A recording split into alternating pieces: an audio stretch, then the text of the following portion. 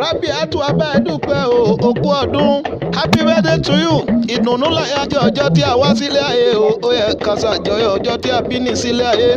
Ìgbà ọdún ìṣẹ́jú kan ló jẹ́ ẹ̀mí tó ṣe yá ṣe púpọ̀ ọdún láyé nínú owó nínú ọlá pẹ̀lú àlàáfíà ara ìkúbalẹ̀ ọ̀rọ̀ àsọdúnmọ́dún o àsosùmọ́sù gúnugún ìkúléwé wàá dàgbà wàá dàrúgbó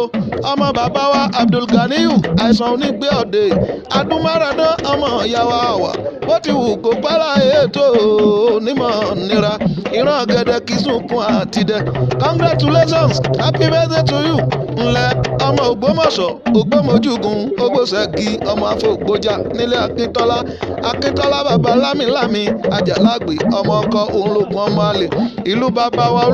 Olúgbọ́n gbé ọmọ bàyámúyàmú Olúgbọ́n ọmọ Bàṣáàkín ogun àjà ìwẹ̀yìn ńlọ́múlò ẹ̀yìn wù mí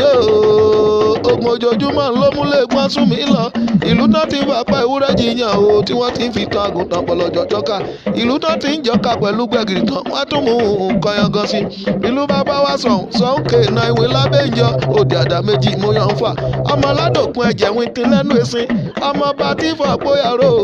ọmọ òdìdẹrẹ ti ran gbogbo náà ẹlẹ́rìí orí nìní bí jẹ́sà òdájà láwìn akínmọ́lé jẹ́sà lásán ẹ̀mí tó ṣèyí á ṣe púpọ̀ ọdún láyé o mo ní kó pẹ́ kó gbó kó tọ́ o happy birthday to you.